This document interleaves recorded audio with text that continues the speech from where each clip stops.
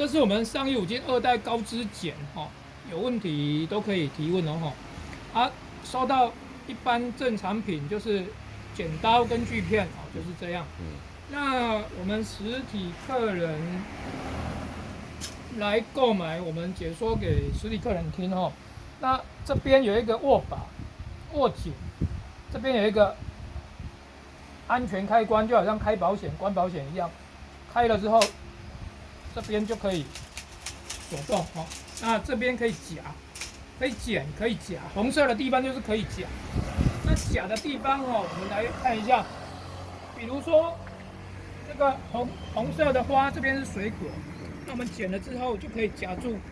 夹住是靠红色的地方下去夹住，那后面是剪刀，这边是剪刀，前面是夹住，那放开它就会掉了。所以说，我们如果夹水果，剪了之后夹住，可以把它放来，这样子那这个180公分是最短的，这样子大概180公分。那伸长，这边按压开关，按压下去，可以1、2、3、4、5、6，大概6个孔你任一个孔都可以把它固定，你要的高度就把它固定，这样讲。那最高可以按压到底大概这样子，但是一定要落入卡榫孔这个有卡榫孔，一定要推入卡榫孔才会动作。那最高大概是这样子，包括跟我们人抬高的高度大概4米多4米多。那这一只总长，从头到顶端大概是3米300公分，300公分。那缩起来一样按压，缩到最短卡榫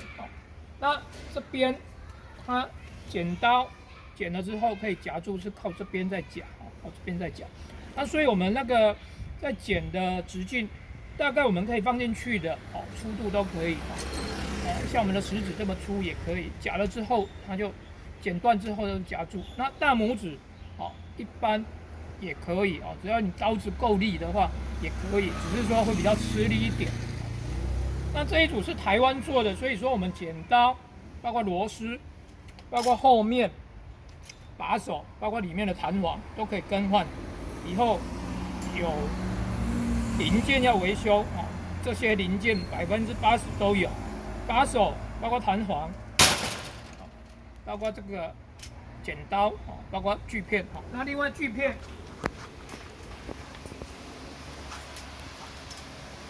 也可以锯如果说太粗的，你要裁枝要修剪比较粗的，我们就用这个手部的锯片那这个锯片就是拆掉这个蝴蝶螺丝，用手把它拆掉之后，这2个螺丝不要动这2个螺丝只是辅助顶住而已顶住之后，这边中间螺丝把它锁紧锁紧你这个要锁紧，不然你锯的时候可能会移动掉下来，很可能找不到。那找不到我们都有我们都可以有这个螺丝配件，可以另外单独选购加购那这样子就可以锯，那当然也可以延长，那延长到你要的高度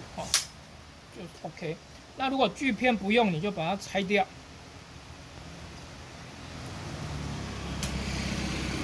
只要这个螺丝拆掉，就可以解除这个锯片操作蛮简单的蛮容易的。